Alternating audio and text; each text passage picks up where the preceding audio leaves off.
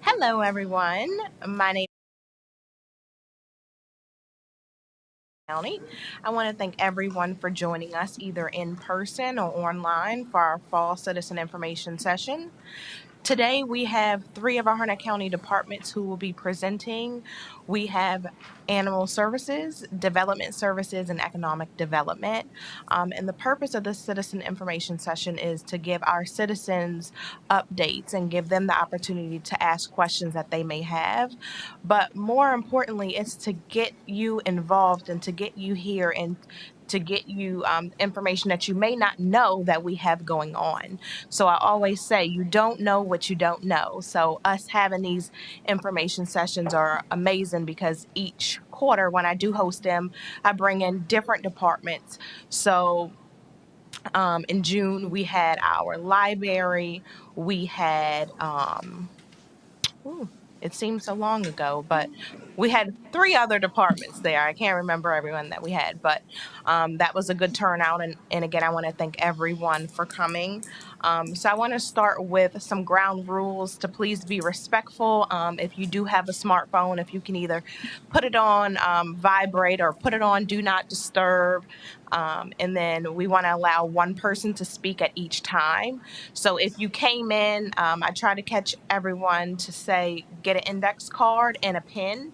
And as the departments are presenting, if questions come to your mind, jot them down, and then we will go over questions at the end once all of the departments have presented.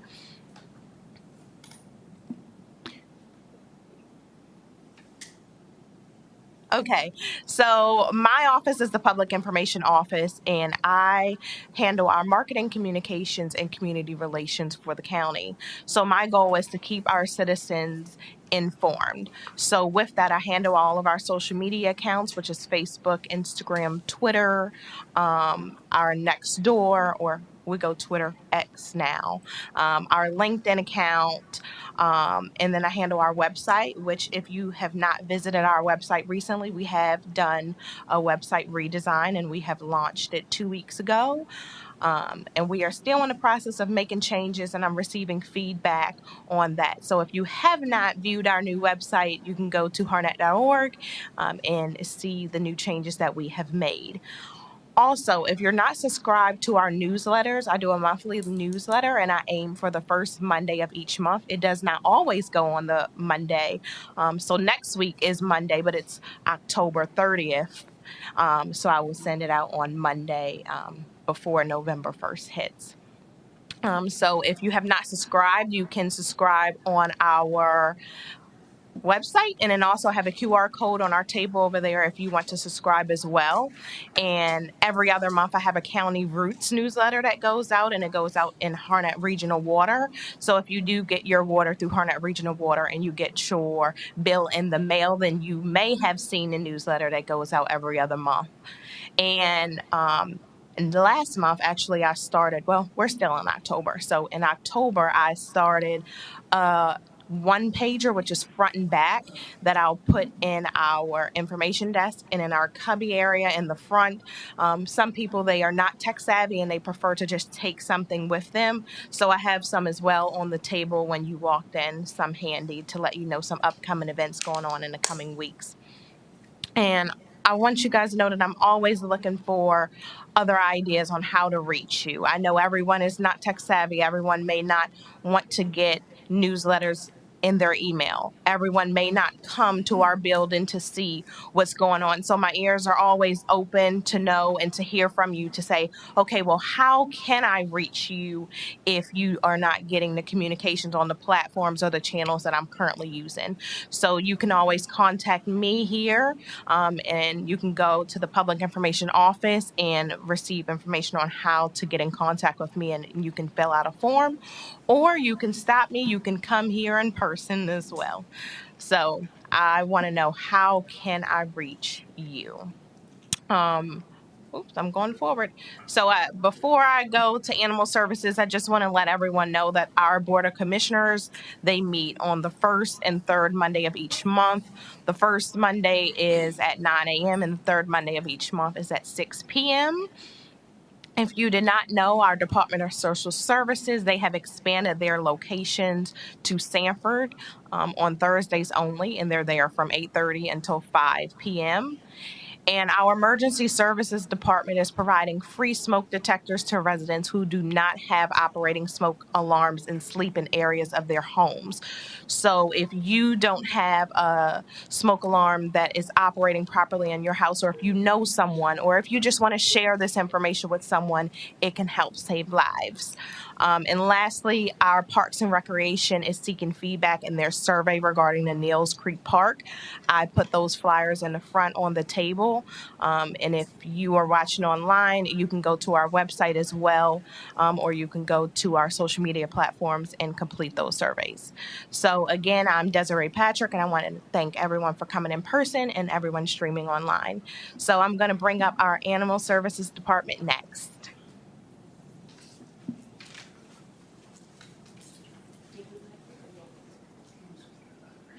I'm not the tech savvy person. Good evening, everybody. My name is Larry. I'm the Animal Services Manager, which covers control and the shelter. I'll give you a little bit of update of what we're actually doing this year. It'll be our rabies vaccination and caseload, our adoption events, and our new partnerships, spay and neuter, foster to adopt, our cat trapping, and our upcoming events at local organizations. This calendar year, we've actually exceeded our original goal for rabies shots. Our average is about 1,200 per year. We're already at 1,827. When I left, we were at about 1,904 today. We're on track to do about 2,600 this year because we've expanded how we offer rabies vaccines.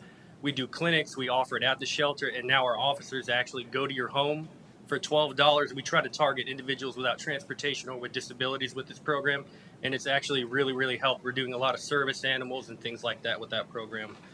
Our rabies clinics, it is $5 per animal. We are having one upcoming next month.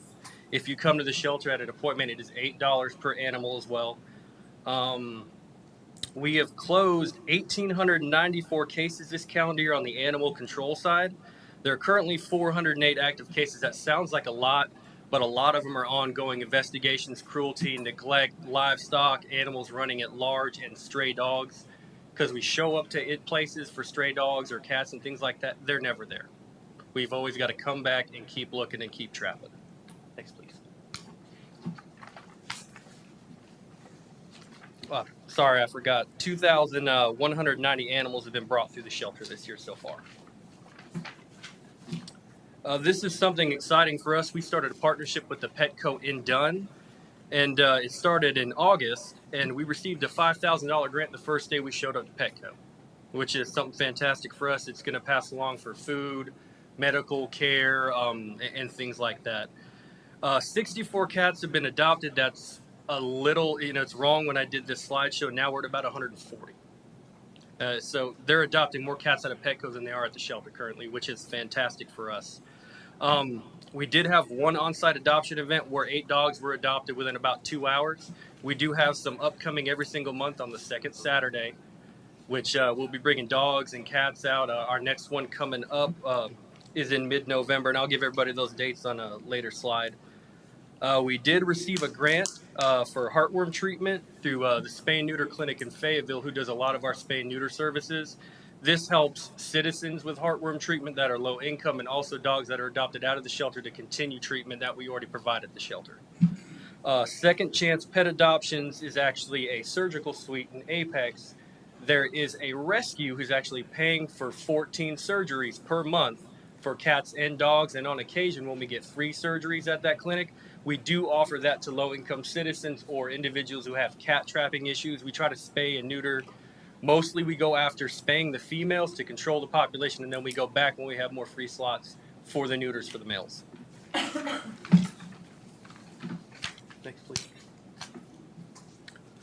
So far, we have done actually over 160 cats at Harmony Rescue, 25 dogs. NC State Veterinary College actually does a lot of surgeries for us. We have a lot of transport there for free. Right now, we're at about 135 surgeries at that clinic. Spay and Neuter Clinic of Fayetteville, we're at about 110. And our foster to adopt program, which is still in its trial run, we are at a 100% success rate for individuals adopting animals that are unaltered, getting them fixed within the time we have in our contract. Right now, we're at 177 animals, so I'd say that's pretty successful. Next, please. Cat trapping is one of the biggest complaints we always receive. So when we hired our newest animal control officer, I switched tactics around. Instead of putting them in a zone through the county, I dedicated this individual just to cat trap throughout the entire county. In 6 months, we've actually got about 900 cats trapped, which is more than we did the past 2 years, which is fantastic. We're reducing the population by adopting out altered females and males from the shelter and offering the free surgeries, like I mentioned before, to some of the citizens. Our upcoming events, as you can see, the one on October 14th is already passed. When I put the presentation together, I really wasn't thinking too right there. November 2nd, we will be at Petco. It's going to be a small adoption event. And then on the 4th of November, we're having a rabies vaccine clinic at the shelter, $5 per animal. We are going to open the gates at 10, and we'll be there till 1. If we have a long line, we'll stay later until we get it done. November 11th is our adoption event at Petco. We plan on having about 10 or 15 dogs in there, along with the cats that are already in the store. And December 9th is another adoption event at Petco as well. The contact information for animal control, the shelter, is on the right side of that slide. At NCDOT, they're the ones who pick up deceased animals. Animal Services does not pick up deceased animals on property or in the right of way. Next, please. This right here is an example for us of when to call 911 after 5 o'clock during the day for animal issues. If you have an aggressive animal on your property, if you've been bitten or your animal's been bitten, you have a sick or injured animal on the side of the road, something acting funny like a raccoon circling in your yard, or you have a deer stuck in your fence, that is something we will respond to. If you have a snake in your home or a possum in your home or a bat, we will respond to that as well. We will not come May through June to get bats out of your house because it's illegal for us to move it because they're actually nesting and mating. Wildlife forbids us to do that. After hours non-emergency calls we won't respond to are stray animals, wildlife outside of your residence, a welfare check, barking or livestock noise, owner requested euthanasia, deceased domesticated animal or wildlife, or an owner surrender. Thank you. That's all I have at the moment. I look forward to any questions after everybody's done speaking.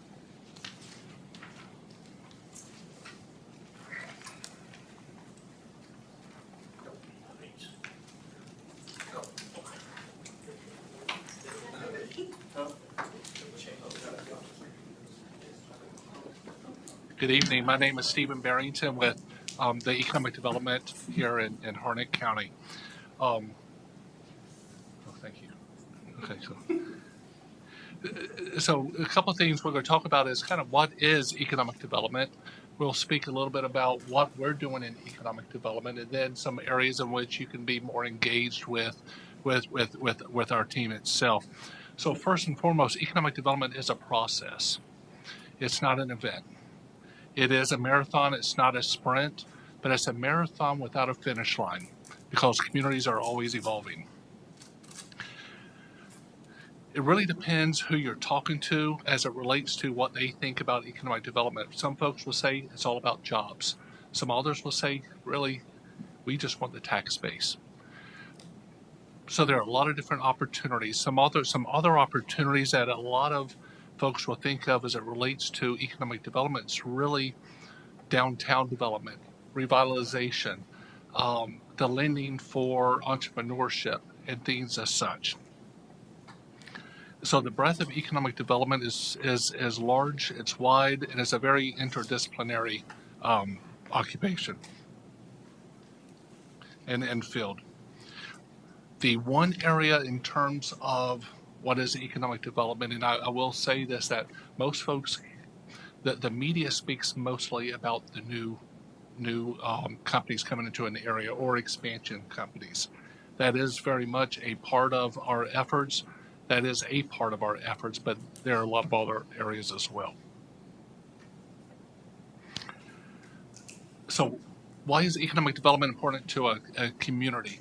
And I'm going to just share just kind of three different anecdotes, or not anecdotes, but three different things with you. Right now, did you know that over 30,000 folks are leaving Harnett County every day to go to work?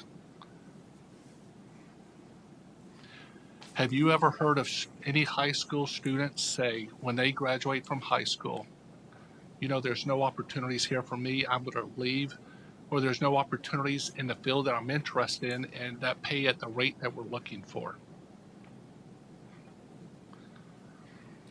Is there a more diverse opportunity for the community to get together than on the ball field or at the parks? Each of these different examples are areas in which why economic development is important for any community. Is to really help to grow the diverse opportunities, the industries, the job numbers, and at wages that will really uplift the individuals within the community.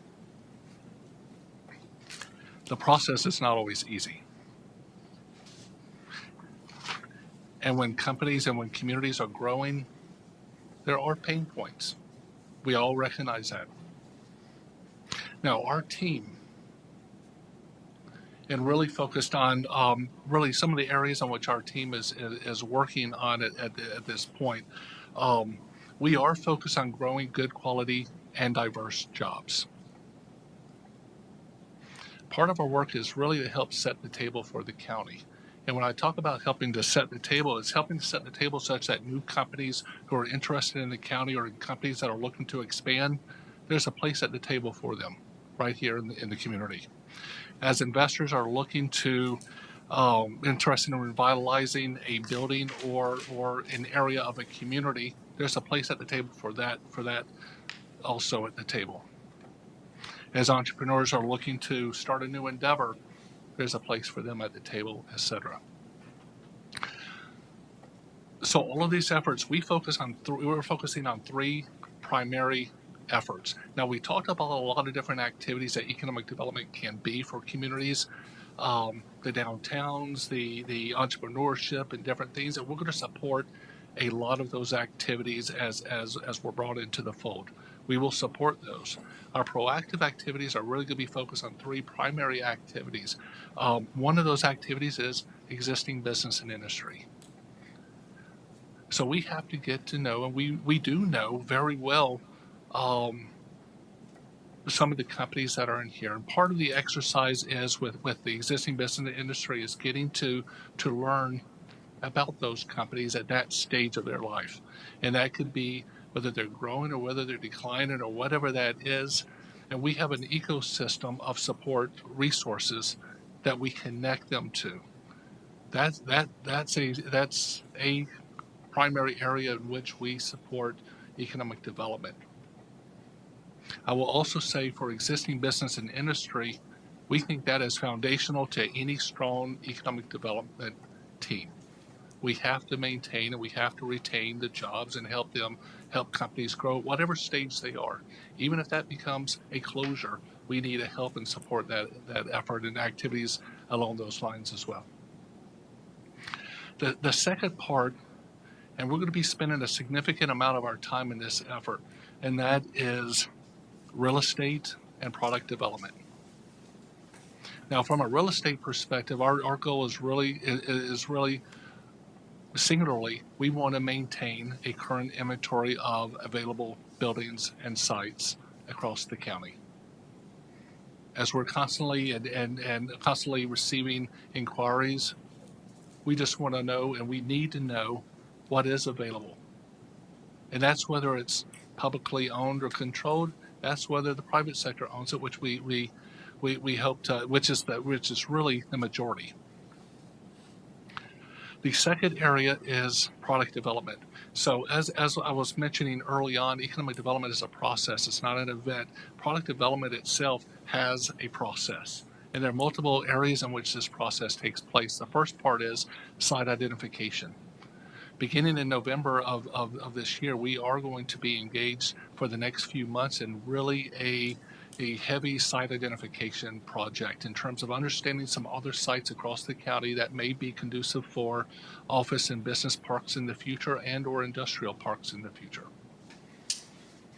The site readiness, site identification, now site readiness. Site readiness is really for us is the act of ensuring, especially for industrial properties and for properties that the county or the partnership board owns or controls, is to make sure, do we have the site readiness activities completed for that property?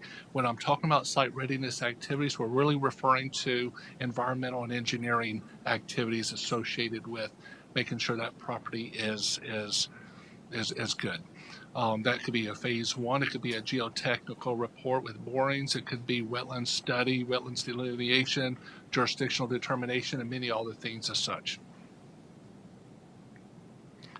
The third part of this process with the product development is, so you have site identification, site readiness, now site development.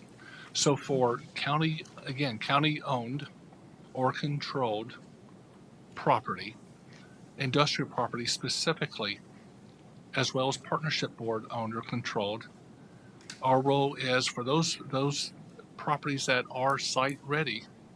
Now let's make sure that the water sewer lines are up to the property. Let's make sure if we need to develop a road, do a little bit of new road construction within the property itself. We look at those sorts of things. Those are just a few examples of site development activities that we will be looking to get engaged with. And there are a number of grants that we will be seeking throughout the entire process of each of these different phases to be able to support our efforts as well.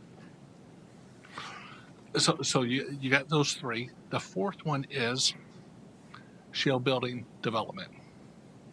Shell building development is, if we do not have product, we can receive all the inquiries we want to receive from companies interested in coming to our area, and unless they're looking for a greenfield site,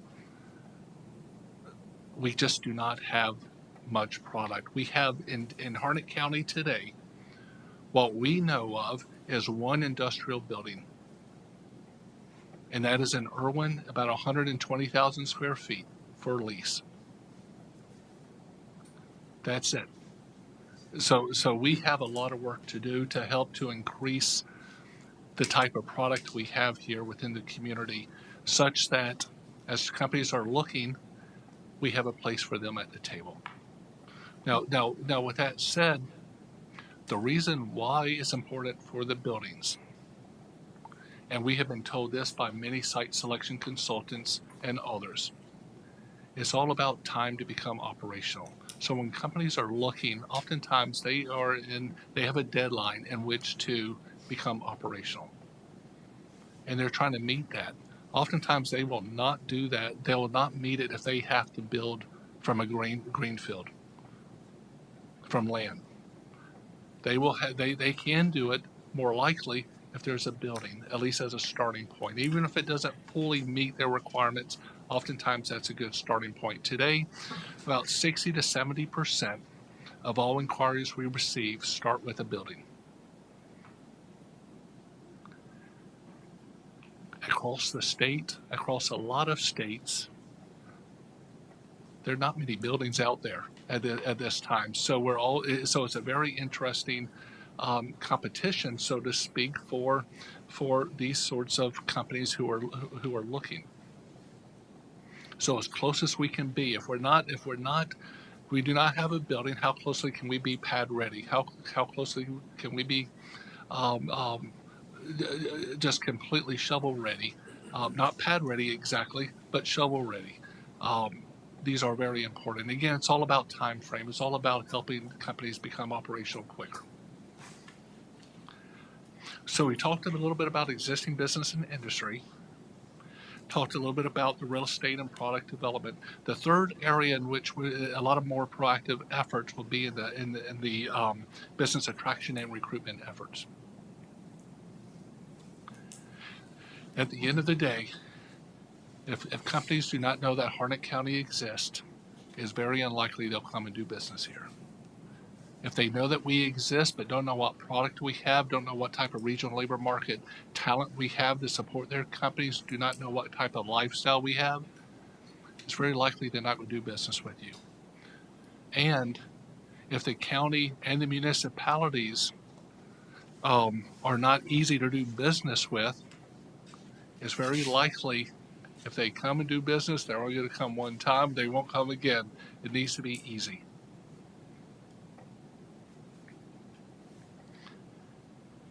So we court a few different audiences as part of the business attraction effort.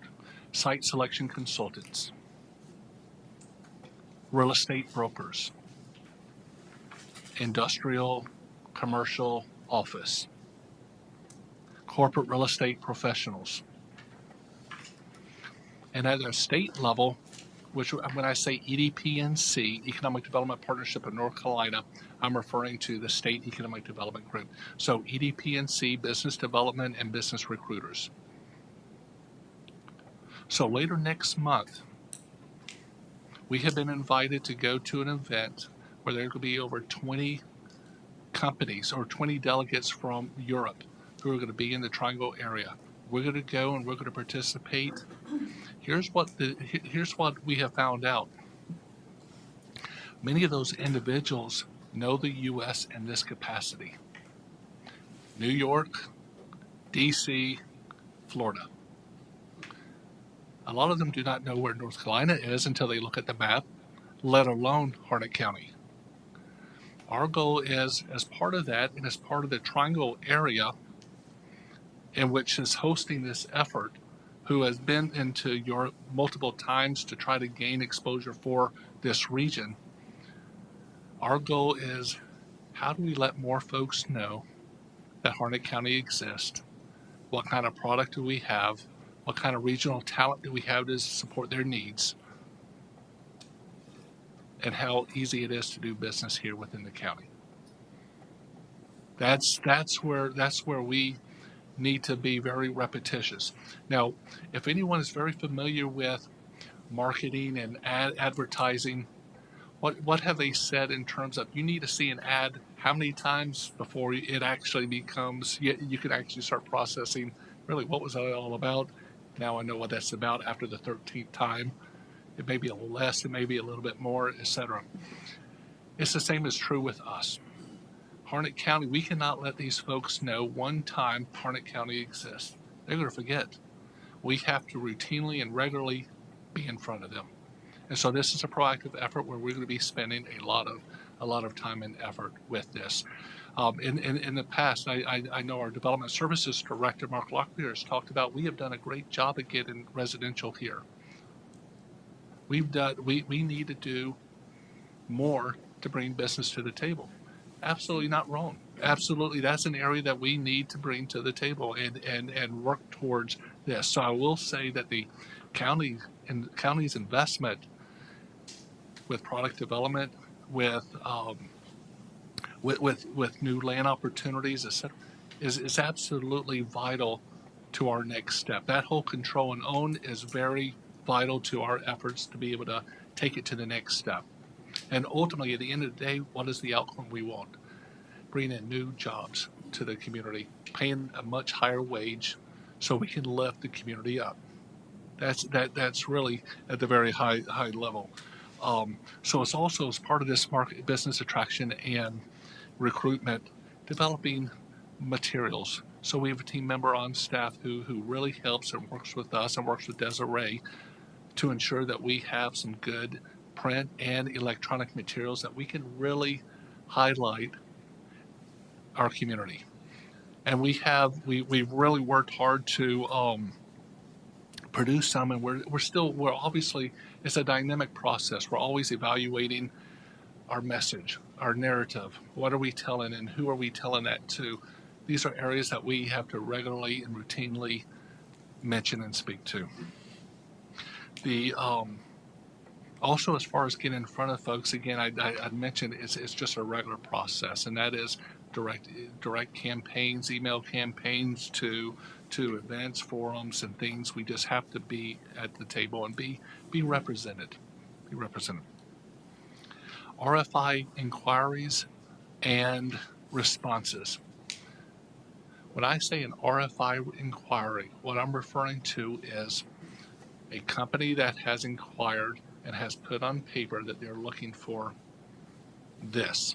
Now, many of those companies that are looking our way are also looking maybe the eastern seaboard of the U.S. Some are looking at southeast U.S. Some are looking at North Carolina. They've narrowed it down to North Carolina. More locally, they may, and regionally, when we're working with the Triangle brokers and different ones, they know that those are much more regional, and so Harnett County's in that picture.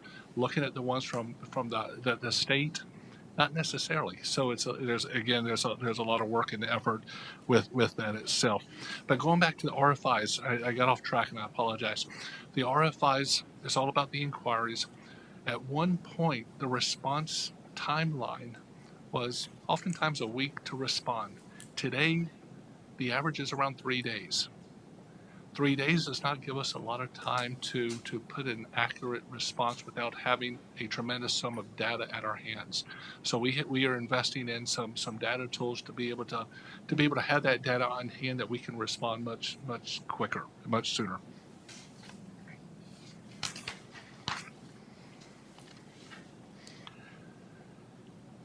A few things.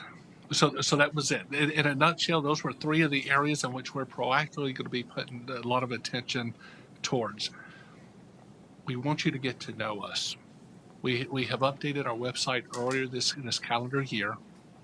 We put press releases. We do blogs. We have a LinkedIn. We love for you to be connected with us. We love to be connected with you. We do a quarterly newsletter. Now, how do you receive that quarterly newsletter? Go to our website, which is harnettedc.org. At the bottom of the page is an area in which you can subscribe. Subscribe, and you will be able to receive newsletters. Now, what we've done at this point thus far is talk about a lot of economic development happenings across the county. Our involvement and other successes without our involvement. We're talking about the happenings. As we progress with some of these other activities, it will be kind of a much more of a mixture, kind of making sure that everyone's up to date on here's where we are with product development and here's what we're doing with that sort of thing, on top of here's the other happenings. Buildings and sites. Buildings and sites is a page, so if you're familiar with any sort of properties that's available, let us know. We do not know every property that's available. We love to know what properties are available in the community, and we have a site that we're happy to put a lot of the properties on. Economic development is a team sport. I said economic development is a lot of things. Team sport. There's not one success that we will ever have in economic development that's uniquely ours. None. Zero. Zilch. It is a team sport, and it requires an ecosystem of partners, and that's from department heads and fellow folks along the county to folks outside the county, from education, government, business. A lot of different partners play different roles, and for different types of companies. One of our areas of effort is we want to make sure that they know who we are, we know them, and we have a good relationship where we can easily make those connections with companies that have those sorts of needs. Lastly, we love to stay connected with you. And if there are any questions, I look forward to you asking those after the presentations. Thank you.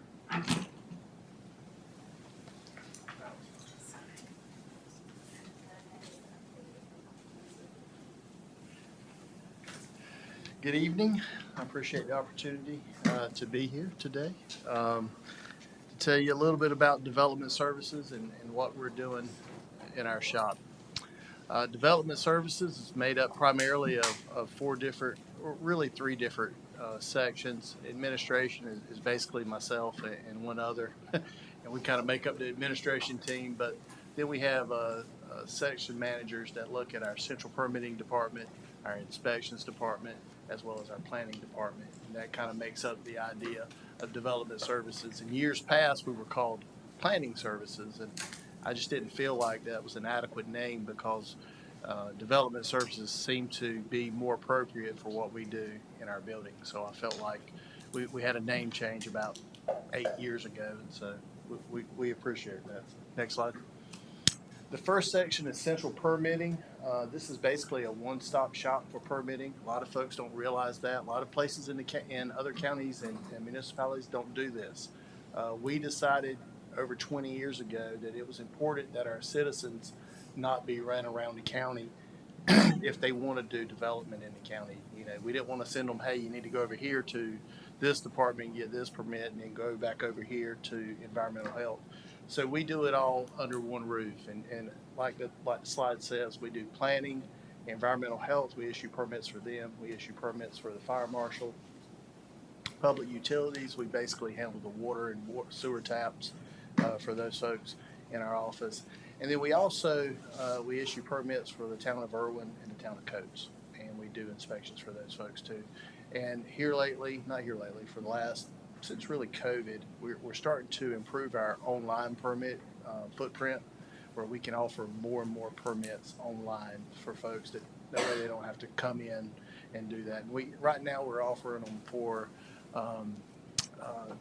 basically changes out for AC and stuff like that.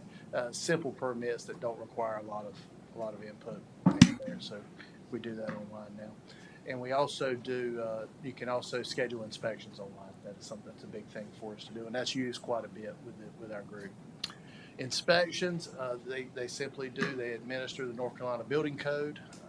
We have multi-trade inspectors in our office. A lot of places don't do that. That's something that makes it kind of hard for recruiting when we're looking for inspectors, but it makes it really good from a day-to-day workflow, when an inspector can come out and he can do all your inspections at one time, versus we're bringing a plumbing inspector out or a mechanical inspector out, or the different trades. So all of our inspectors are expected to become multi-trade inspectors. And like I said, it can be tough, and especially in the current environment that we're working in now, it can be hard to find these folks, but we've been lucky here lately, and we do that.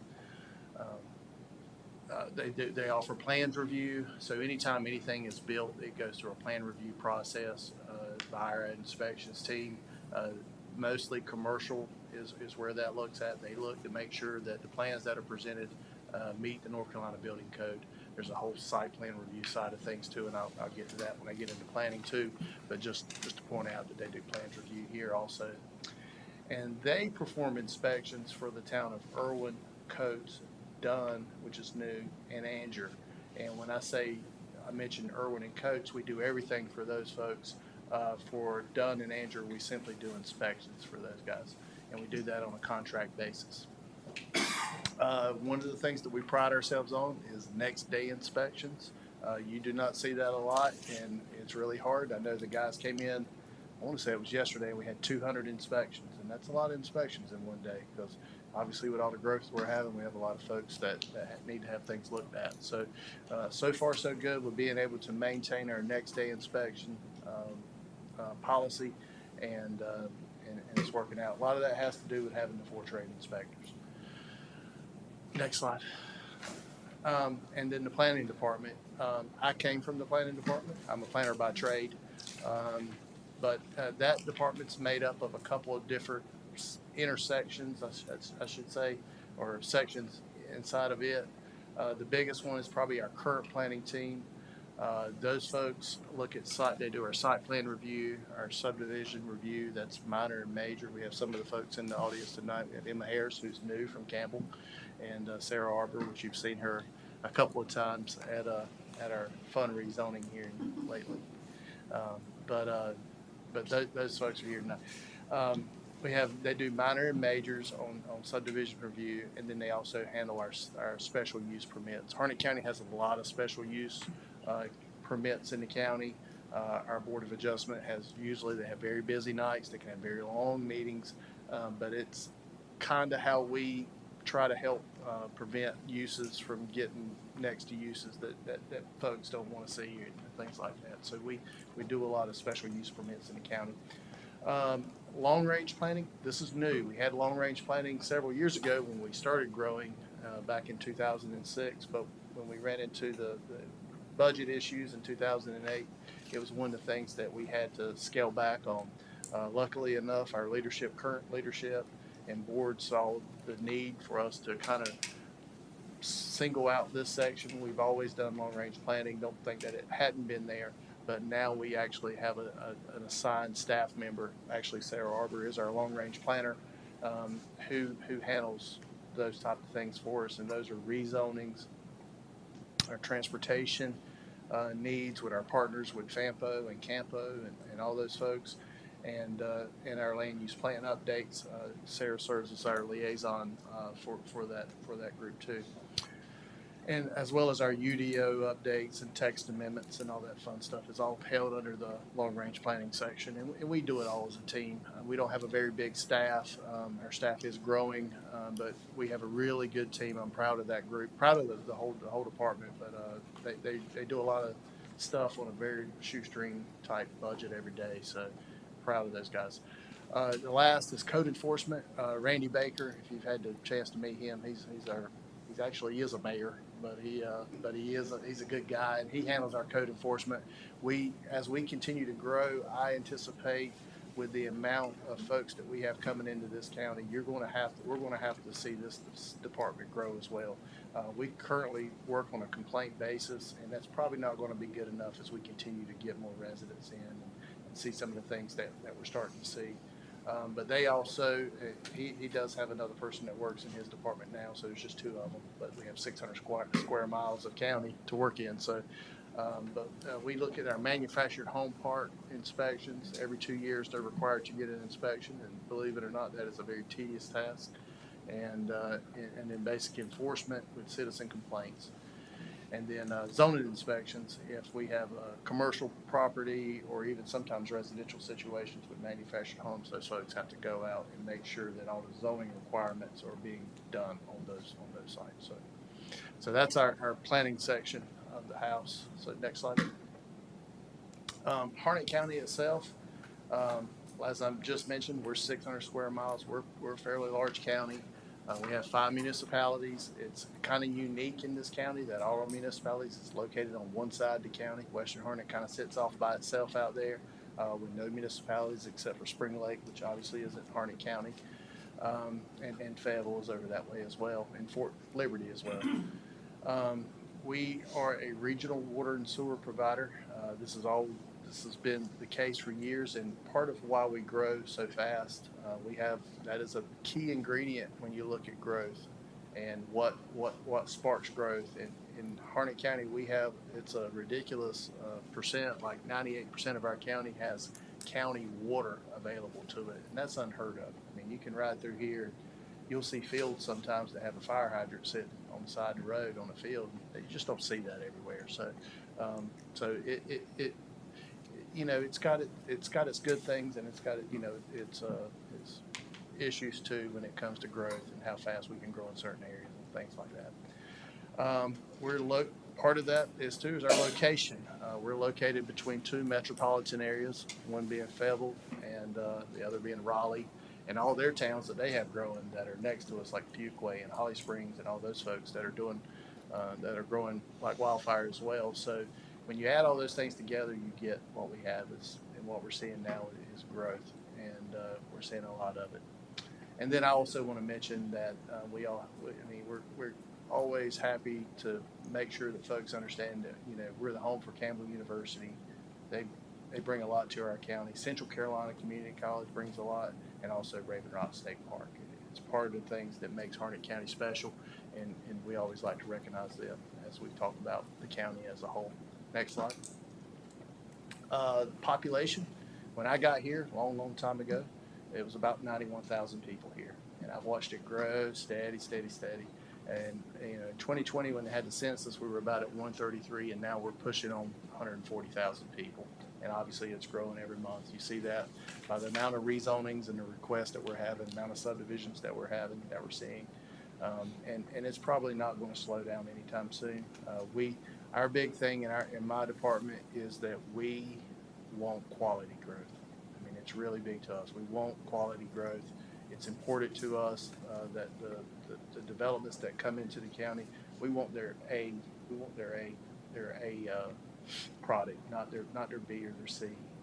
And it starts sometimes, we understand it starts sometimes with the C or B, but we want to work towards the A product in the county, so it means a lot to us. Next slide. So we're planning for growth. What have we been doing for planning for growth? I tell the folks, I have these interviews all the time saying, man, you must be taken over by this growth. This is just, are you even used to this? Well, a lot of folks don't realize in 2006, this county was growing just like this, but it was all in the western part of the county.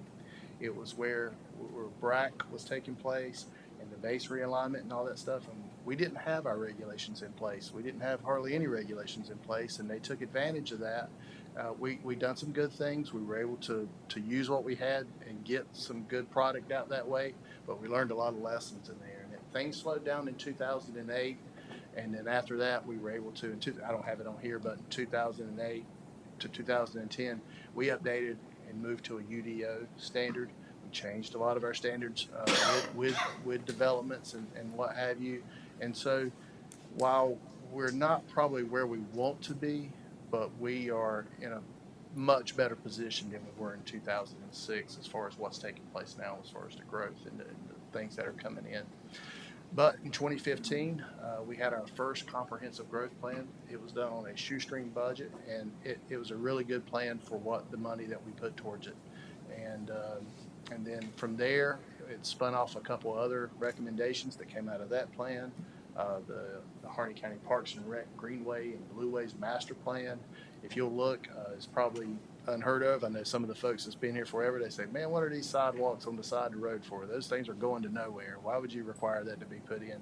But they're becoming more and more. And I think I see, some of those folks that weren't believers in the beginning, they're starting to see, they're starting to make those connections. And we hope, through grants and working with Campo and some of our transportation partners, that we can start making some of those connections and giving folks other opportunities.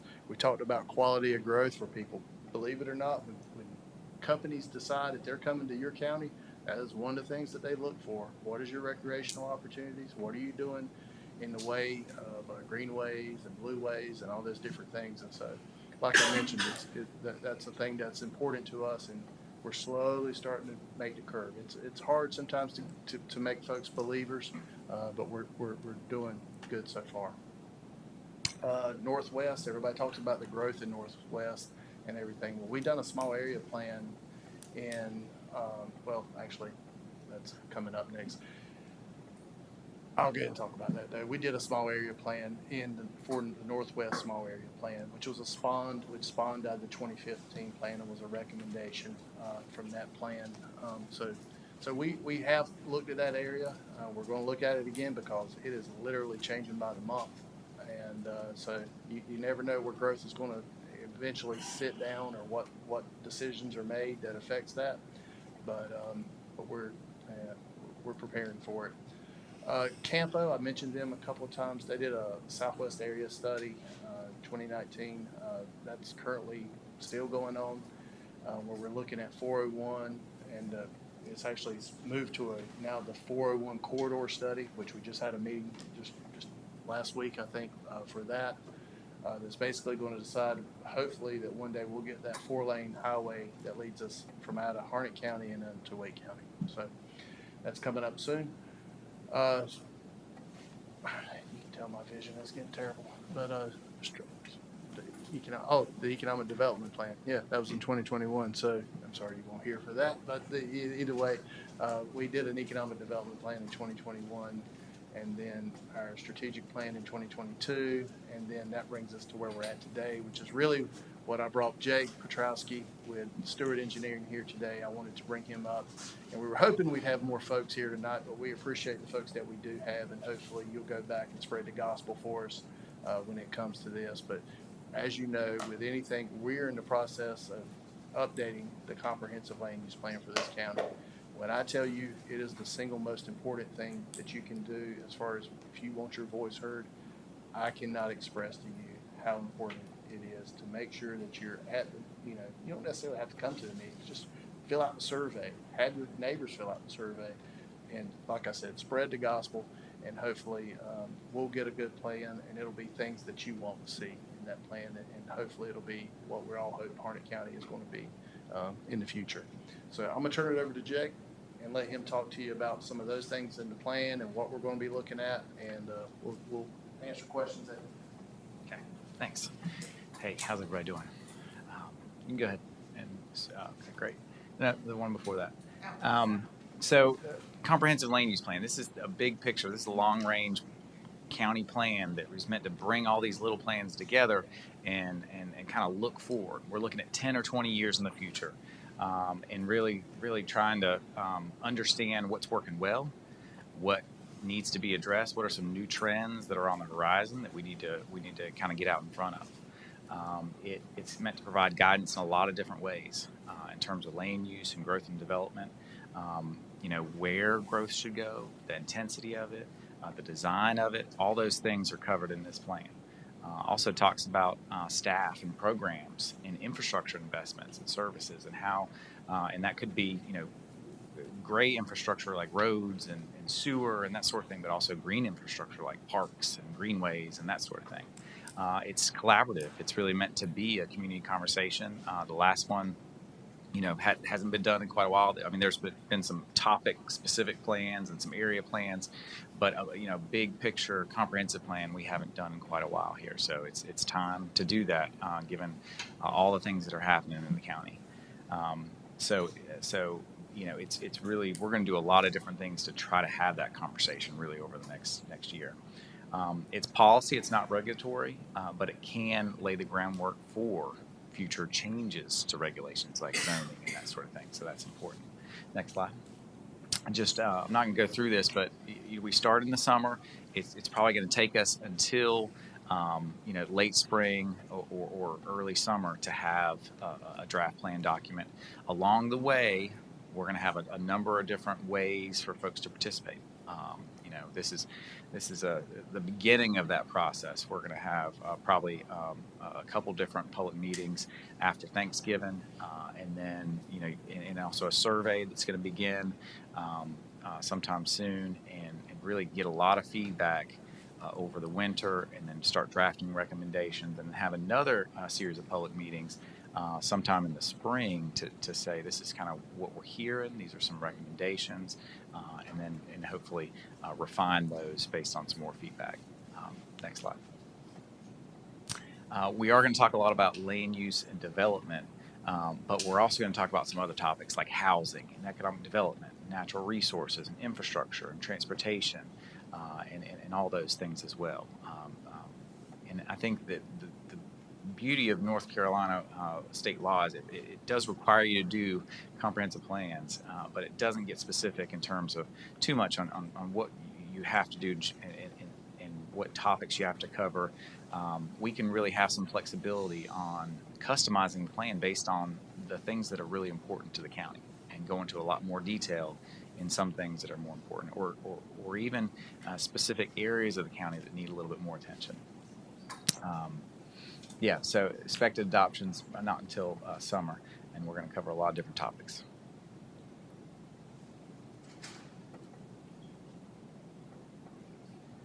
Land use is going to be a really central component of the plan. It's a really important topic, based on everything that's going on, all the development pressure that's coming to the county. If we need to get land use right for a number of different reasons. It kind of is a linchpin on housing and economic development, natural resources, and all those things. We're going to be looking at trends and where there is market demand for different land uses, but also public preference. What do you all want in different places, and what do you want new development to look like? We're going to provide a lot of guidance in the plan that is going to have an updated future land use map that kind of talks about the pattern development we want to see in the county. And we're also going to look at zoning and what's working in the current zoning code and what needs to be changed a little bit in order to accomplish some of our goals. Next slide. Housing trends. There's been a lot of growth over the last 20 years, but it's kind of picked up pace in the last 3. 4,000 new homes in the last 3 years, average about 1,200 homes per year. Um, some of the trends and issues, we have a lot of single family homes, and that's probably going to be, still the majority of what we see in the county. But we also need to be thinking proactively about affordability because it's a growing issue, and that is important for a number of different reasons. Including attracting employers. If there's not enough housing stock for employees to have, then that's going to impact recruitment and a lot of other things. So we'll be looking a lot in terms of housing. Natural resources and agriculture are also some key topics that we're going to look into. These things are part of Harnett County's identity.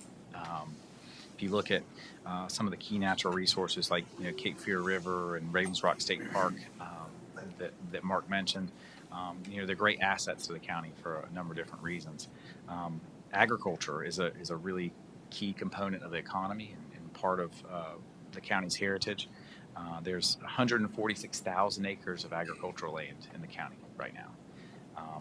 And those lands contribute to over $200 million in farm sales annually, which is very significant.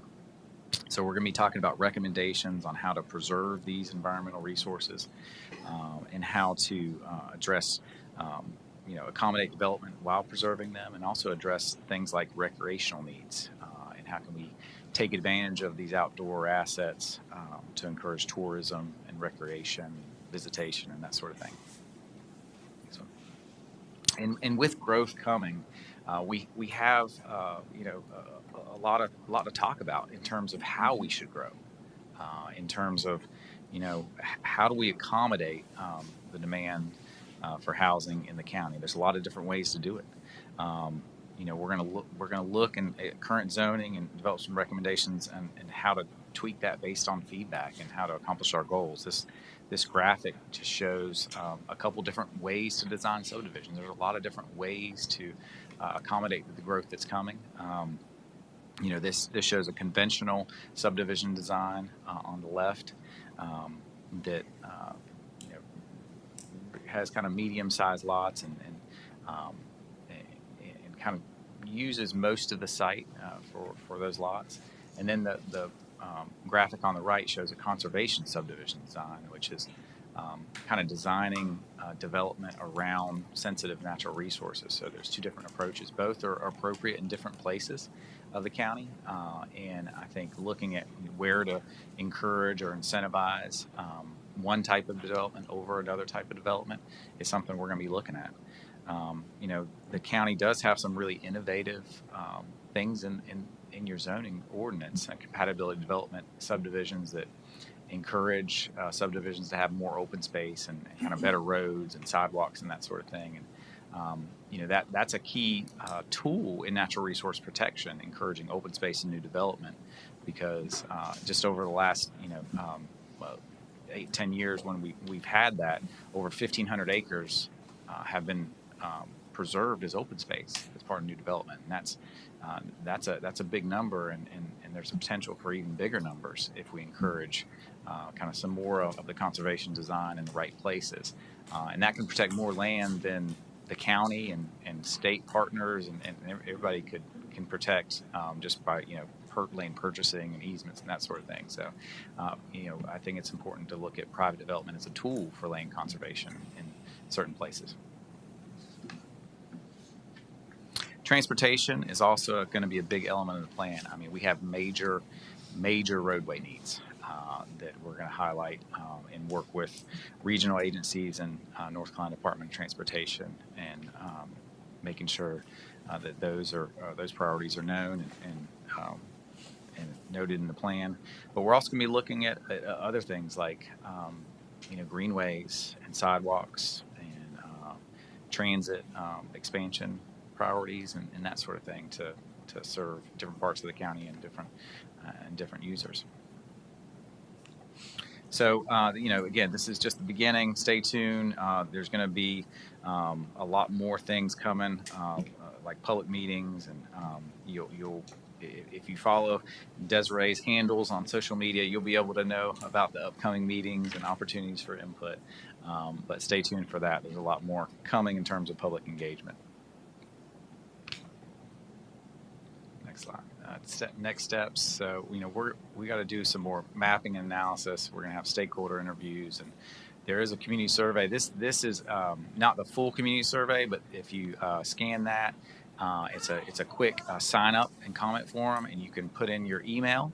There is a couple areas for comments as well, short questions. And if you sign up, we will email you when the full survey is ready, and then also where there's public meetings and that sort of thing, where there's a draft plan to review and comment on.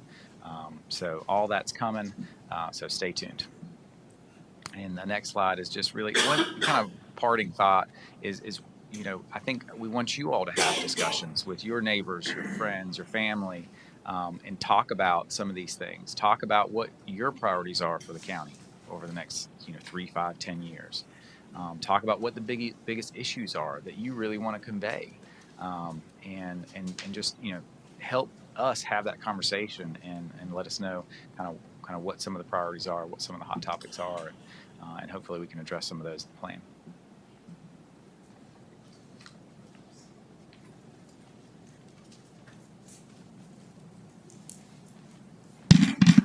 I want to thank all 3 of our departments for coming and sharing this information with each of you tonight, each of you here in person, and for the individuals that are online with us. So I want to take this time to answer some of the questions. I have seen you guys jot down your questions on your note card, so thank you for that. So if you want to, here we go. Yes. The one question that I have for animal control. Now, I'm not familiar as a vet, as an MD. Doesn't it seem a little bit more? Oh my God, a microphone! Can you hear me? Doesn't it seem a little bit easier to neuter males as opposed to the females? Because from a medical perspective, we know that it's the procedure is a little bit easier to do on male than it is on females because of the recovery time. Wouldn't it be easier to just neuter the males instead of the females, spay the females, to control the population of cats? It is easier to neuter male animals, period. But for us, we try to capture the cat portion first for the females because they can have babies at 4 months old. That's the reason we stick with that. But it is easier for the males. And for us, when our slots, we are limited. They tell us we can do 4 spays, 9, neuters. But it is a very, very good question, and it does make sense for us with cats, females first and males for dogs. That does make sense, as well.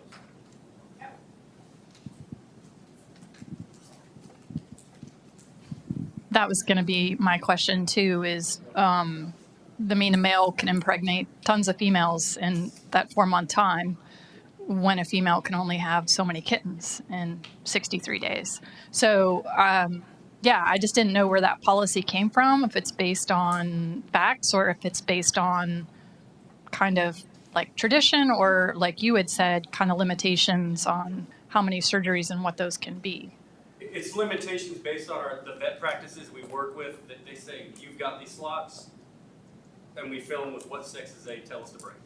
Yeah, it's just, you could do 5 neuters in the time it takes to do 2 spays. Yeah. So that's... Neuters are about 5 minutes. Right. So that doesn't completely add up. But, I think that's where the priority should go, just based on numbers. So something to think about, I guess. Yeah, we spay and neuter everything or have a contract from the shelter. When we reach out to the public, it's simply, like I said before, what the vet tells us we can bring, that's free.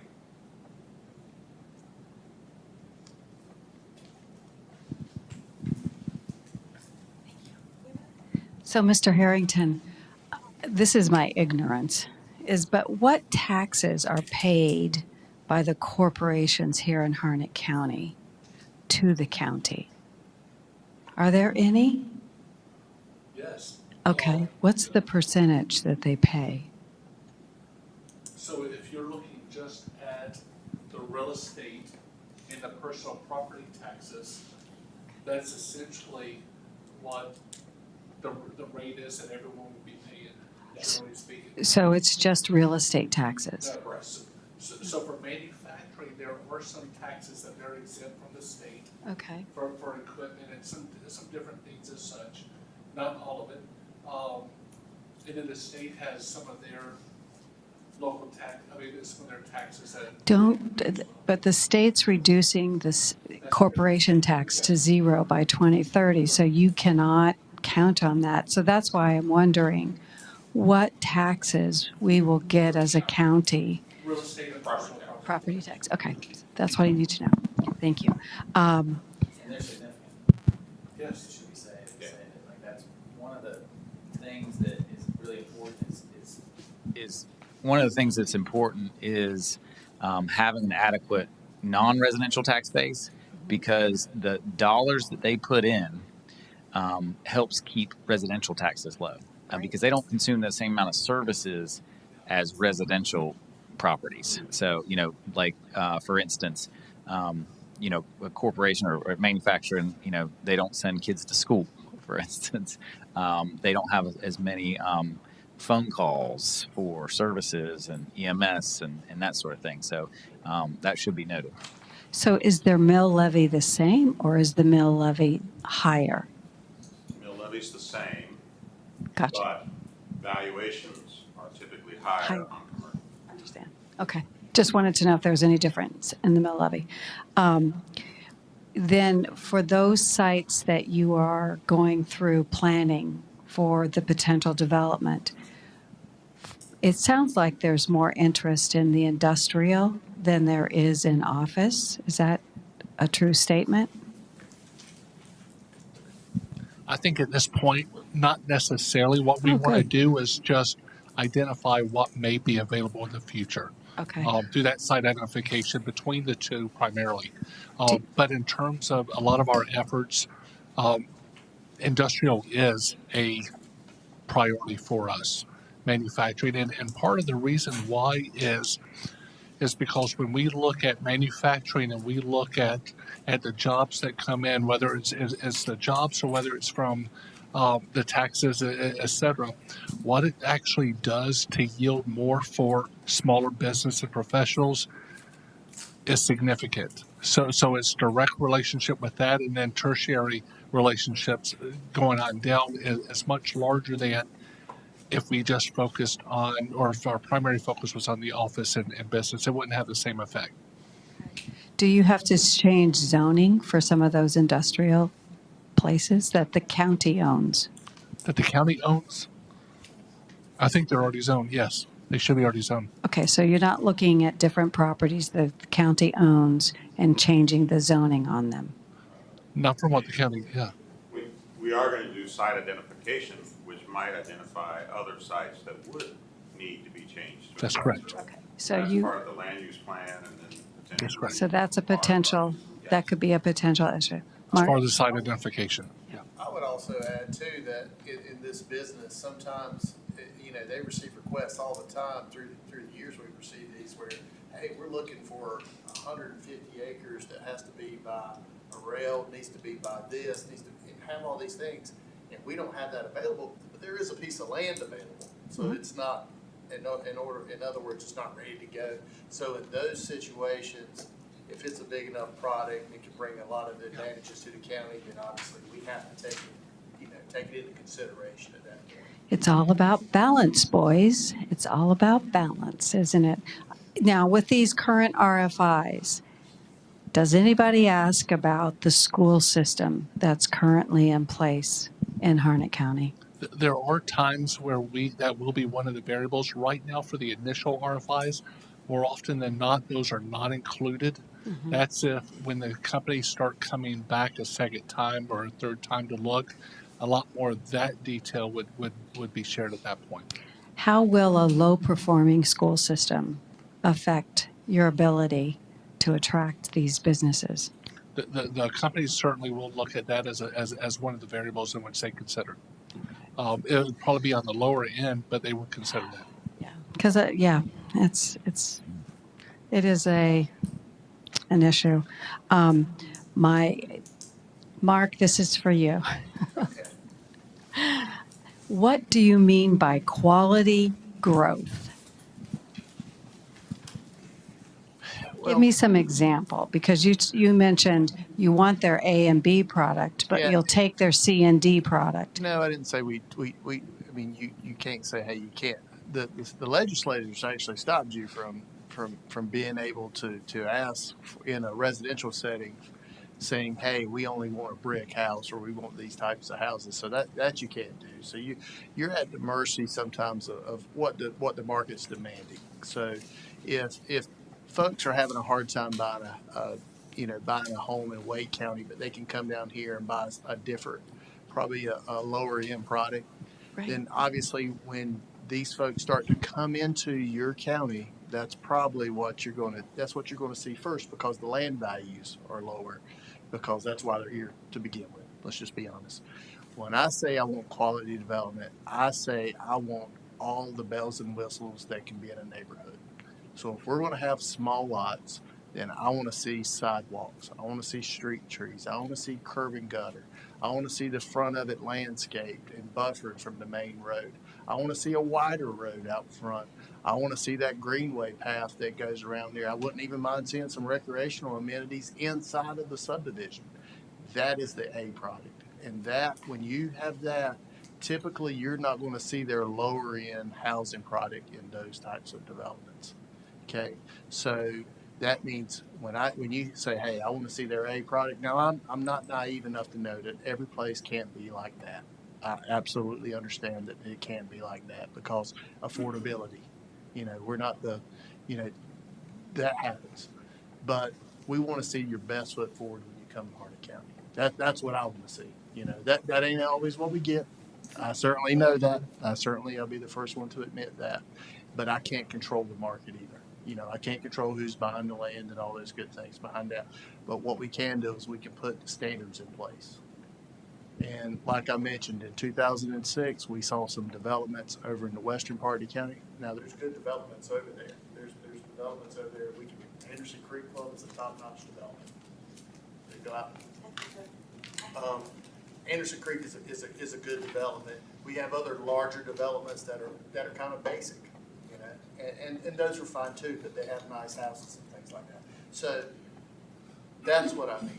Now that's on the residential side. I also mean I want Walmart to a store.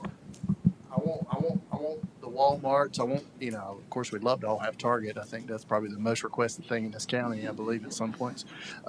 But yeah, when these big box retailers, when they come to town, we want to see their best looking store. We don't want the open face brick, the open face center block type stores and things like that. So I also mean it on that. And that's actually more appropriate when you say A, B, and C, because I think that's a real term in the commercial world, whereas I'm just kind of using it to make an example when I talk about the residential side of things.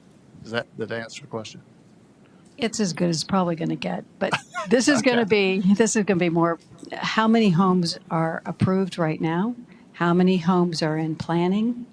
I'm talking lots, and how many have you just heard about that somebody's looking to come into Harnett County? So what are we talking about in terms of actual numbers? I don't have that sitting right in front of me.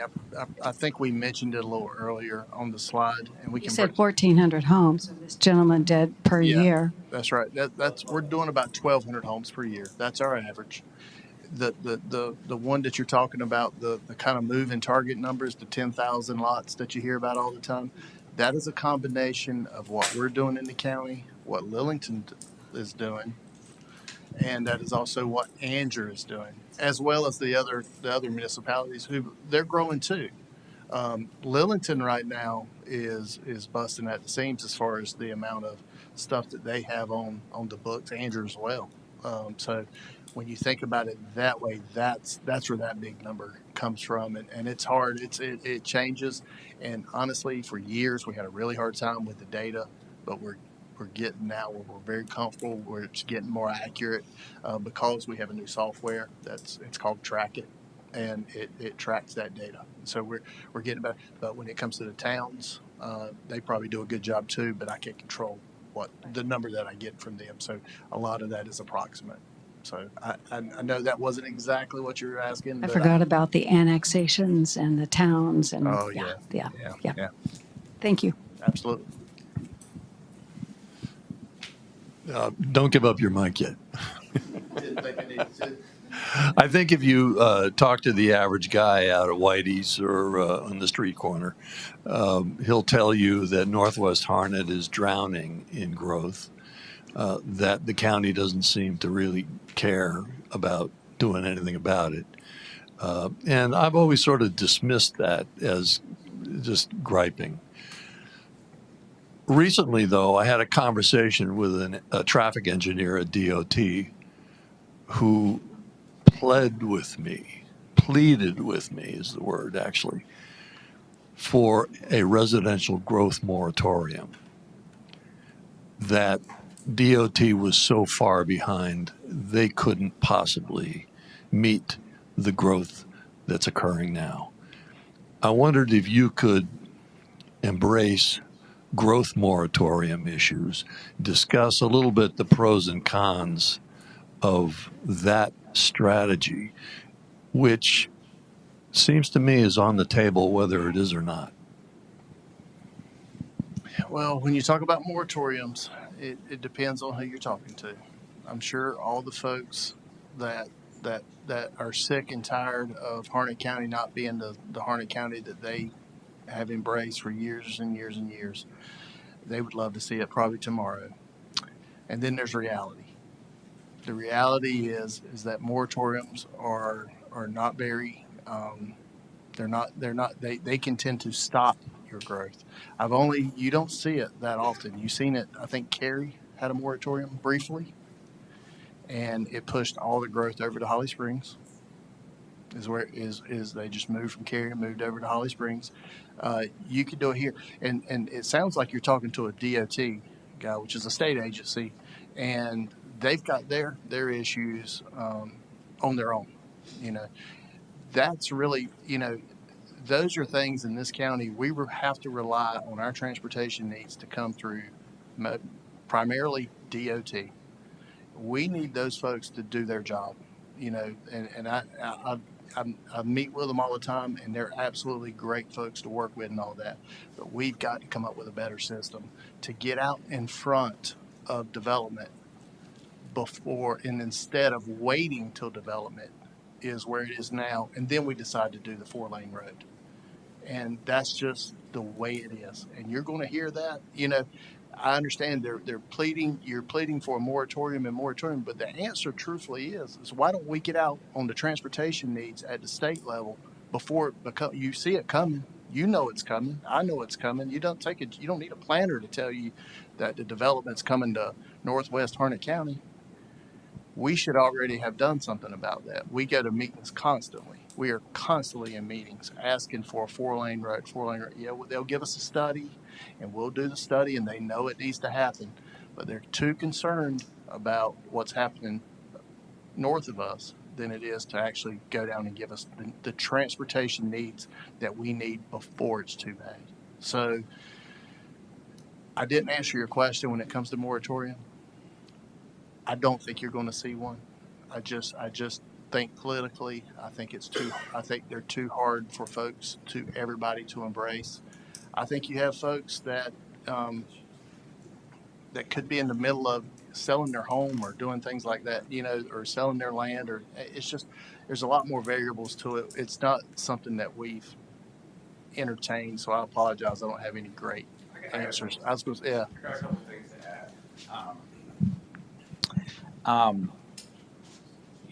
We have seen a few moratoriums elsewhere in the state. Typically, it's tied to a particular need, whether that's lack of sewer capacity or water capacity, or an update of sorely out of date regulations too. I mean, we've seen that too. Like, if someone, doesn't have a good zoning code at all, and they're seeing all this growth that wasn't expected, and they really need to update their standards.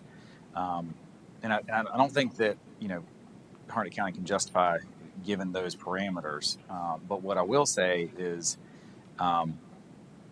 this we could do a better job. The county can do more things.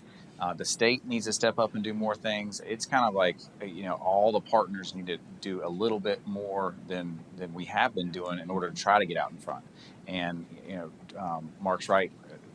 The county's hands are tied a little bit based on state regulation, and they can't do some things that other states can do, like impact fees, that South Carolina can charge impact fees that go directly to transportation improvements or school improvements or park improvements and that sort of thing. So that is something that, the state needs to get their hands around, because, we're trying to have, do these things with one hand tied behind our back.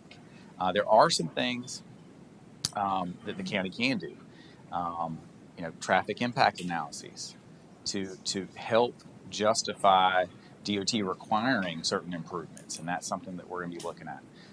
There's also some innovative things that other towns and counties are doing elsewhere in the state to try to improve the impact of those TIAs and do more off-site improvements and that sort of thing. That's something that we have an engineer on our team, LJB. Their team is looking at that. They're doing work elsewhere in the state that they're going to be looking at some things that the county can do. But there's some things that the county can do. There's some things the states need to do. It's also, we have to be realistic. We have to go into this eyes wide open, knowing that, DOT is not the DOT it was, and it won't likely ever have enough money or money it did have at one time to widen 4-lane roads in growing areas because of, overarching funding issues. The gas tax is not giving us enough money to do projects anymore because we're getting, we have Teslas and everything else, right? So we need a better funding mechanism for statewide transportation funds to begin with. But also we need to be realistic, and I think we need to marry our land use decisions more closely with infrastructure and our constraints. And it is very realistic that some of these rural roads will not get widened by a state agency in the next 20 or 30 years. So we have to be realistic. So our land use plan really should tailor itself to where do we have road capacity or likely to have more road capacity or water and sewer capacity in the future, and where will we not? And there's going to be a lot of parts of Harnett County that fall into that latter category. And we might have to look at, some changes in zoning and reducing densities and stuff like that in order to be realistic about that. So, hopefully that was helpful. There's a couple things that we can do, a couple things that we need some help doing at the state level. But yeah. Well, moratoriums are by definition short term. Yeah. So they have to be married with lobbying efforts and the political will in the legislature to fund DOT adequately, to reconsider impact fees, to do those kinds of things. So you're putting a limitation on growth so that other parts of the state can catch up. And I think that makes it a more broad-based discussion and a little bit more of a reasonable proposal than simply getting mad at growth, because that doesn't do anybody any good. Okay, well, thank you for that. I have one more question for Mark. On September 11th, I managed to persuade 62 people to show up in this room and watch a documentary film on the hog industry in eastern North Carolina. It was a fabulous film. For those of you who saw it, you learned a lot. For those of you who didn't, you need to see it. We have 100,000 hogs in Harnett County. We have hog lagoons. And to my knowledge, we don't have any plan for what to do with those lagoons in the future. How to require the industry to submit a plan for removing sludge and disposing of it in an environmentally productive way. And nobody's requiring that I know of. I wonder if you could talk a little bit about how the county approves and or deals with hog lagoons that it either has now or may have in the future. I would love to talk to that, but I don't think we have ever. I can't think of one that's been approved since. I can't. I mean, they're just you just don't see it. I think the ones that are here are obviously grandfathered by some state, requirement, and they're probably reviewed by Diener and kept up by those folks. But I mean, I wish I could. It's just one of those things. Do you Yeah. guys have anything? When we went to Leadership Harnett, one of the days was an ag day. And one of the first places that we went was a hog farm that's here in the county. He has a tarp over his facility where his lagoon is, captures all the methane gas, all those types of things. But his particular farm was one of the last ones that he mentioned that based on the moratorium there currently is, you can't expand the hog farming industry right now in our county. So there won't be, and there haven't been for quite a while, any new hog facilities in our county. There may be small farmers that are having a few hogs, but hog facilities, there's not going to be anymore unless the state makes some changes. He told me, because I know who you're talking about, that it would cost him $340,000 to remove the sludge in that lagoon. Right, and there's ways right now where they can do land application of that waste. It's regulated by the DEQ as far as I know, and so there's a method he's governed by in order to remove his waste. Well, no, I'm not talking about the surface. I'm talking about the subsurface. The subsurface sludge just builds up year in and year out. It sits there. It doesn't get sprayed on fields. Well, I can't speak for sure, but I know how my experience has been is that this is regulated by the state regarding what's required of them related to their facilities. So that's one. I don't think anybody here has any expertise that can truly answer your question. Okay. It would be something that you would need to go up the chain. Okay. What's Yeah, the name of that I- movie? Smell of Money. Whew, decided I to. apologize. You're right. That's right. I remember when there's a moratorium, I think, on On those. hog farms. On hog farms that you can do that.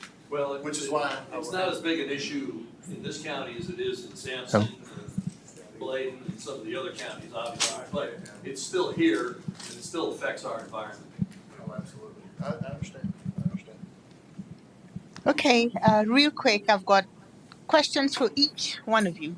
I'll start with animal services. Sometimes, because our dogs, or your jurisdiction is mainly in the countryside, and our dogs get caught in things.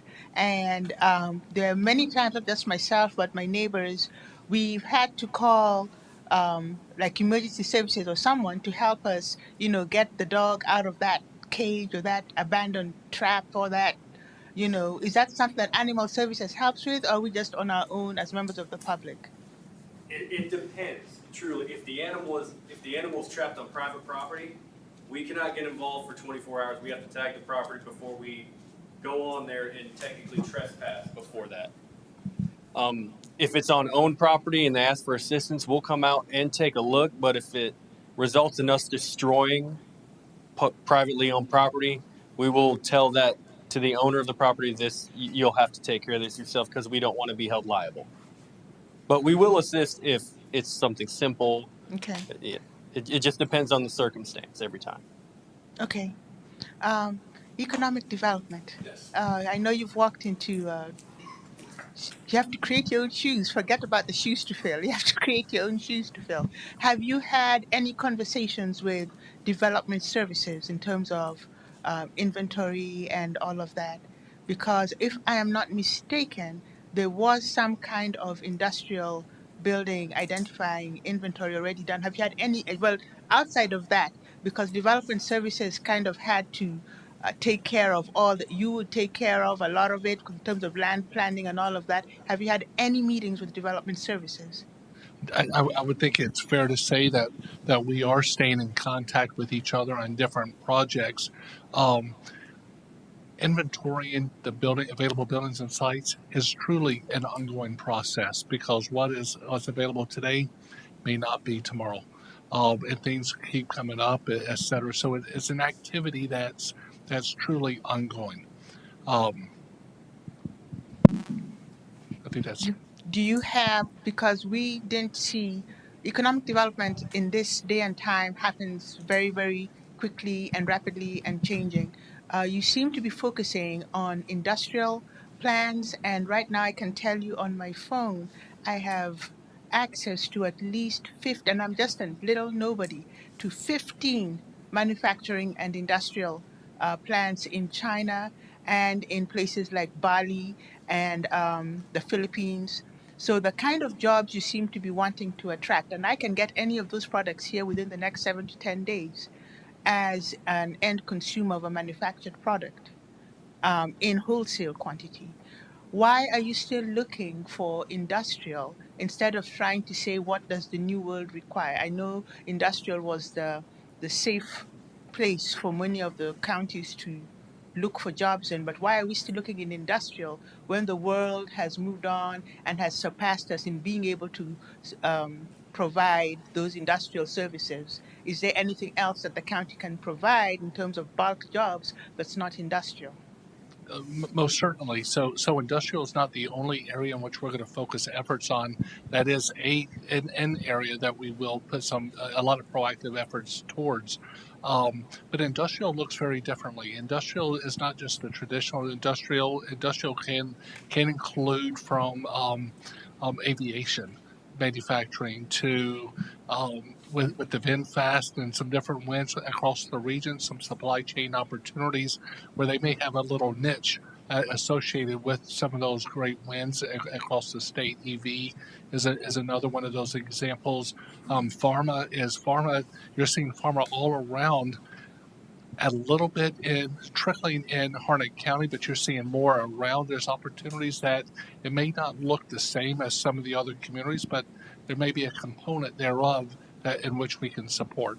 So fully, it would not necessarily be all manufacturing. It could be a combination of quite a number of different opportunities, but we also see heavy business and professional services type of opportunities here as well. Okay, and also, have you explored the expansion of agribusiness? Because a lot of times when people think of economic We development, love agribusiness. to look at that, because Harnett County, that is their stronghold, and nobody has developed that. In fact, a lot of people are ending up selling up farmland, which there is great opportunity in agribusiness. And why can't we work with what is already our best asset?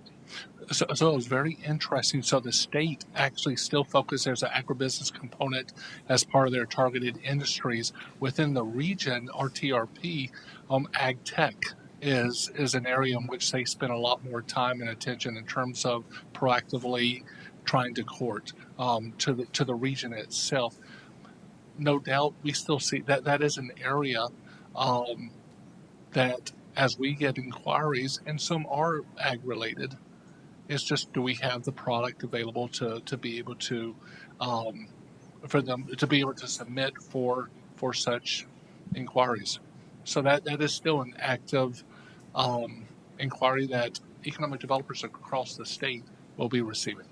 I know that we are very fortunate to have Keith Dunn and his enterprises in the hemp industry, a young man right here in Dunn, North Carolina, who's actually leading the hemp industry in most of the southeast area. It would be unfortunate to have that kind of innovative power in the agribusiness industry and do nothing as a county to help grow that industry here in Harnett County that will bring not just jobs, but jobs that pay very, very well.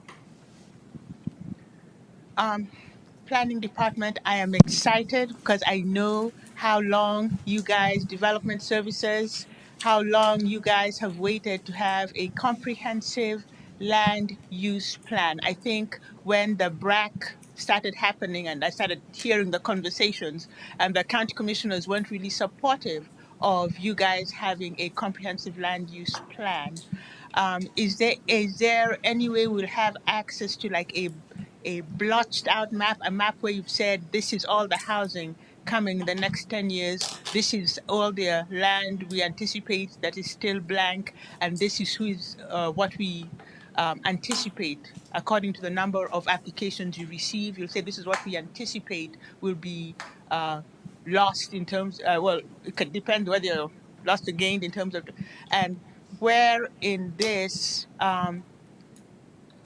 is there space for affordable housing? Because all these houses still need the domestic worker level.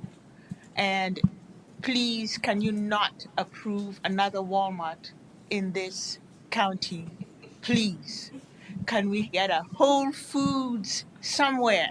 Can we get a Nordstrom's? Can we get something? Could we get a restaurant that your husband or our husbands can take us out to eat, all dressed nice and serves real food? Just simple request, you know.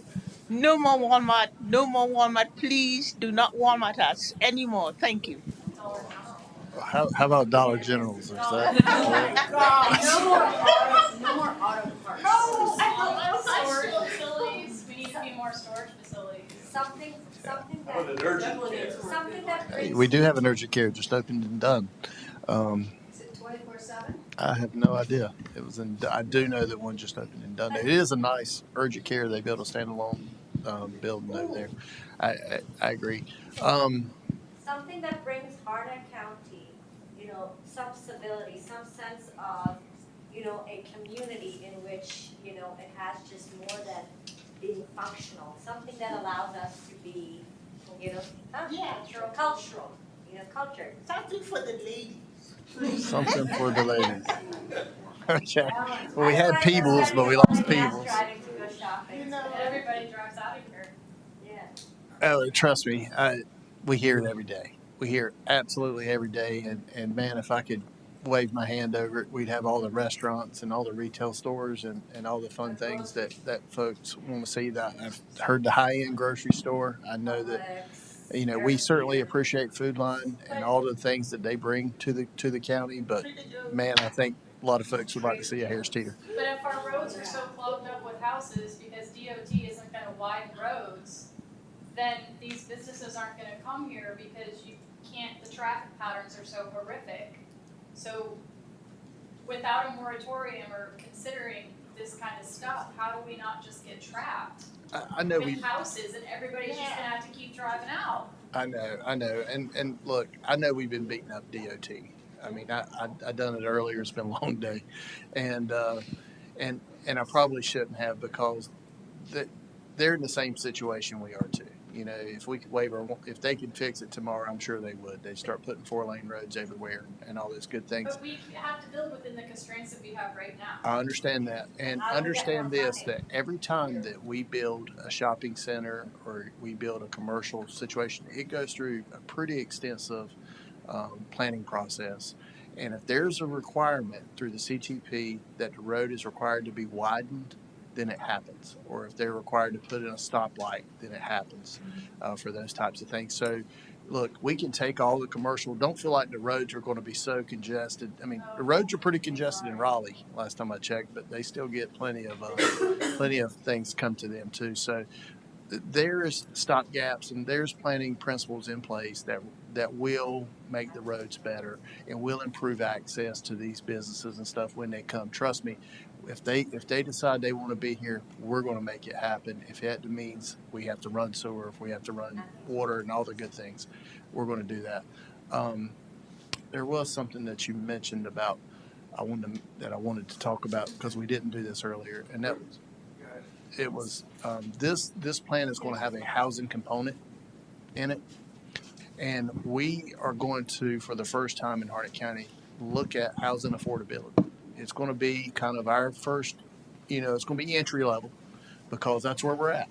I mean, we're not in an affordability crisis like we're seeing up in Raleigh and Durham and places like that, but it'll be here before we know it. So during that process, we will be taking inventory, and we will be looking at the housing stock and what we have and what we could use more of and those things. So I wanted to address that. I didn't say that earlier. I know that it's a big, Commissioner McCoy is very big on that, and that component was added in this process. So we're excited about that, and I want to get that message out. Two other things that is there going to be an inventory of approved development? There's actually already one on the website. So there's an interactive map that you can see, the status of different things. So I wanted to point that out. Another thing you mentioned was, well, are we going to look at available land? And yes, and part of, within the next probably month, we'll have a presentation, a PDF of a report. It's called the community profile. So it's going to have some mapping that's been done and some statistics and that sort of thing to kind of input into the comprehensive plan. And one of the things that we'll do is a land supply map that shows kind of where available land is, utilized land, or underutilized land. So you can kind of get a picture of like different parts of the county. Okay, this is kind of improved development, or this is agriculture area, or that sort of thing. So that'll help.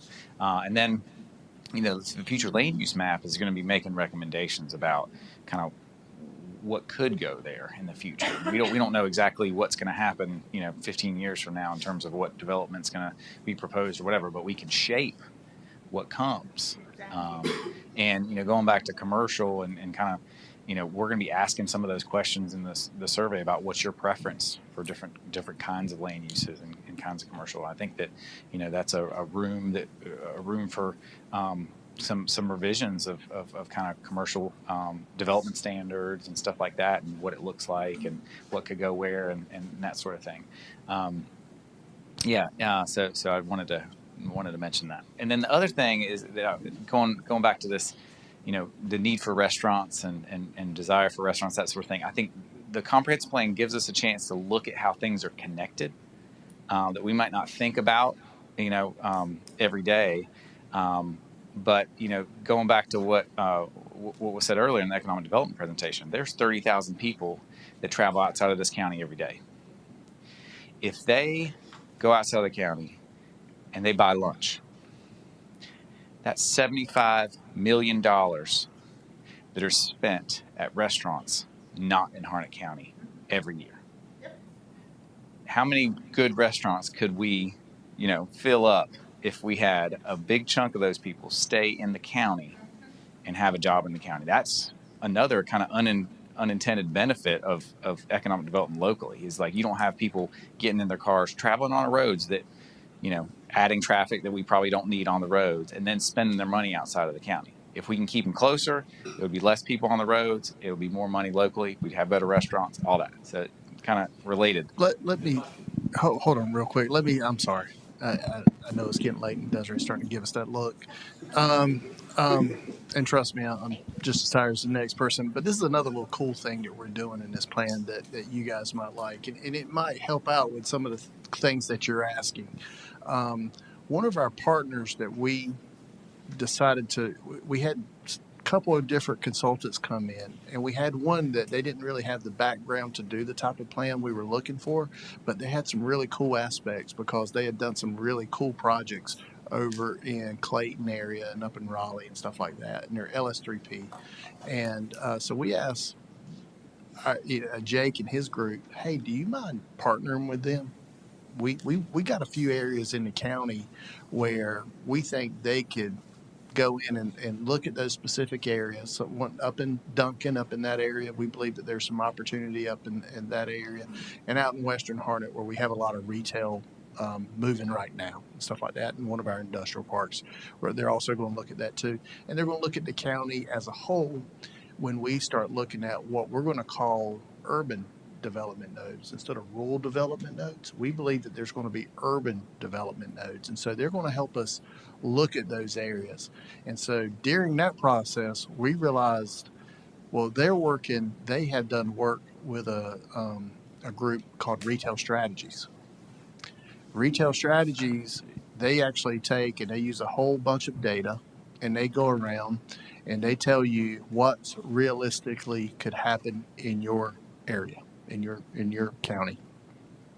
And then, so we thought, well, man, that'd be cool if we could get that data and they could show us where it makes sense, where people would want to go for these urban development nodes. So we're going to use that data that they provided. So we're going to do that too.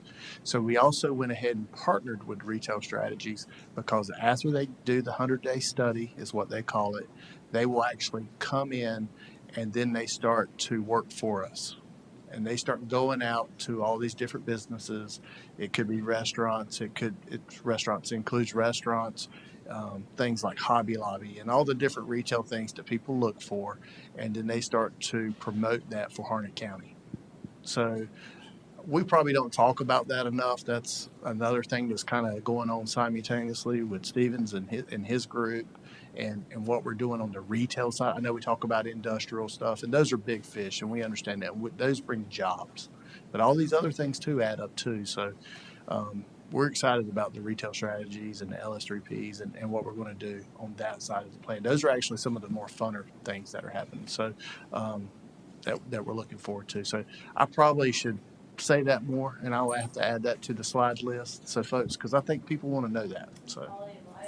Yeah, absolutely. Quality of life. Good. I think the only thing I want to add to that is, as we've had conversations, or not here, but in the past, having conversations with brand names in terms of restaurants, retail, and you guys brought up some very exciting names. There are two variables that they often talk about: rooftops, disposable income. And so those are two variables that are required, and they will look at in order to how can they be self-sustaining within a community. And so it's just, those are two variables. Just want to share that. Thank you. I want to thank everyone for either coming in person or watching online, because we did have some people online as well that joined us. I'm very appreciative for the departments for spending your time here and giving us an update on things that you have going on, and just making us knowledgeable about things that are happening in your individual departments. I appreciate that. As I said, I like when people come in person, and I am a person who likes to give away gifts. So I'll start with the first raffle ticket that I have. 854. 552. All right.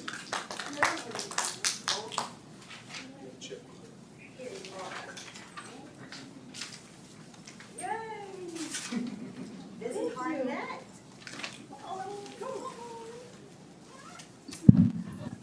The next one we have, eyes closed,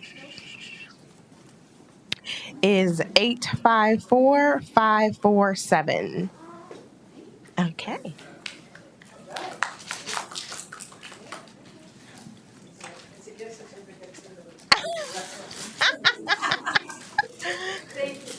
You're welcome. You're welcome. So again, I want to thank everyone for coming. Like I said before, if you do not follow us on social media, follow us. If you are not subscribed to our newsletter, subscribe so you can stay in the know. And our next newsletter will go out next week on Monday. So thank you, and I hope you guys have a wonderful evening. Thank you.